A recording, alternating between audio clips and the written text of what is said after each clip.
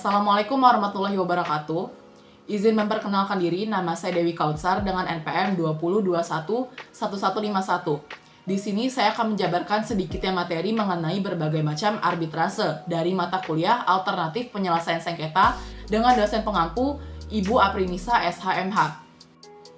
Sebelumnya, perlu diketahui bahwasannya arbitrase merupakan suatu perjanjian yang dibuat berdasarkan kesepakatan para pihak untuk menyelesaikan sengketa mereka yang diputuskan oleh pihak ketiga atau bisa kita sebut dengan sebutan arbiter yang ditunjuk secara bersama oleh para pihak yang bersengketa dan para pihak menyatakan akan menaati putusan yang diambil oleh arbiter.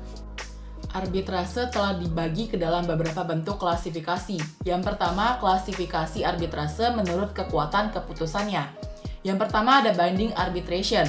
Pada prinsipnya, binding arbitration merupakan arbitrase dengan keputusan yang bersifat tetap dan final, tercantum dalam pasal 6 Undang-Undang Nomor 30 Tahun 1999. Yang kedua ada non-binding arbitration. Pada prinsipnya, non-binding arbitration merupakan arbitrase yang dimana para pihak yang bersengketa bersama-sama memilih pihak ketiga untuk memutuskan, sedangkan para pihak tetap memiliki kebebasan untuk menerima atau menolak keputusan yang bersangkutan. Yang kedua, ada klasifikasi arbitrase menurut ruang lingkup tugas. Yang pertama ada interest arbitration. Pada dasarnya, bukan hak yang dipersengketakan yang harus diputus, tetapi para pihak memakai jasa mereka untuk menciptakan provisi-provisi dari kontrak yang dimana para pihak telah mengalami jalan buntu. Yang kedua, rights arbitration. Pada dasarnya, para pihak masing-masing saling mempertahankan agar hak mereka dapat terpenuhi sehingga dari masing-masing pihak menggunakan jasa mereka agar keputusan yang dihasilkan dapat mencerminkan hak dari masing-masing pihak. Yang ketiga, ada klasifikasi arbitrase menurut inisiatif berarbitrase. Yang pertama ada voluntary arbitration. Pada dasarnya, penggunaan penyelesaian sengketa dengan proses arbitrase dipilih atas inisiatif para pihak yang bersengketa melalui suatu kontrak yang dibuat sebelum atau setelah terjadinya sengketa. Yang kedua ada compulsory arbitration. Pada dasarnya, dalam kasus-kasus tertentu, penyelesaian sengketa dengan proses arbitrase lebih diwajibkan dan telah tercantum ketentuannya di dalam undang-undang yang bersangkutan sesuai dengan bidang kajiannya. Yang keempat, ada klasifikasi arbitrase menurut tempat persetujuan. Yang pertama ada akte kompromis, yakni apabila oleh para pihak dibuat suatu persetujuan tersendiri yang khusus untuk itu.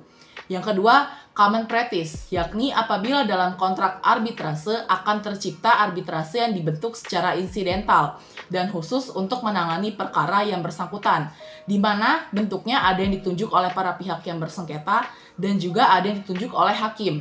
Terdapat arbitrase yang sudah bersifat badan permanen atau bisa disebut sebagai arbitrase institusional. Adapun badan arbitrase yang sudah permanen dan bersifat nasional, yakni Badan Arbitrase Nasional Indonesia atau bisa disingkat dengan sebutan BANI. Sedangkan badan arbitrase yang bersifat internasional diantaranya ialah yang pertama, badan arbitrase yang didirikan khusus untuk suatu bidang tertentu, yakni ICSID atau International Center for the Settlement of Investment Disputes yang didirikan oleh World Bank khusus untuk penyelesaian sengketa penanaman modal asing atau PMA. Yang kedua, arbitrase yang tidak mengkhususkan diri dalam bidang-bidang tertentu atau bersifat umum, yaitu yang pertama adalah Court of Arbitration dari International Chamber of Commerce atau ICC yang berada di Paris. Yang kedua, Arbitration Center dari Asia Afrika Legal Consultative Committee atau AALC di Kuala Lumpur, Kiro, dan sebagainya. Yang kelima ada klasifikasi arbitrase menurut jenis objek sengketa. Yang pertama ada arbitrase kualitas atau quality arbitration, yakni arbitrase yang menyangkut dengan fakta-fakta, sehingga arbiter harus jeli memilah fakta, sehingga menginterpretasi dan menganalisanya. Yang kedua, ada arbitrase teknis atau technical arbitration, yakni arbitrase yang menyangkut dengan hal-hal yang timbul dari penyusunan dan penafsiran kontrak. Dan yang ketiga ada arbitrase campuran atau mixed arbitration, yakni arbitrase campuran antara arbitrase yang berkenaan dengan fakta dan arbitrase yang berkenaan dengan hukum.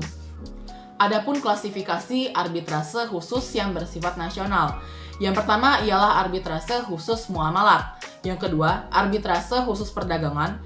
Yang ketiga, arbitrase khusus ketenagakerjaan. Dan yang keempat ialah arbitrase khusus lingkungan hidup. Di negara asing juga terdapat beberapa arbitrase khusus. Yang pertama, ada Commodity Trade Arbitration.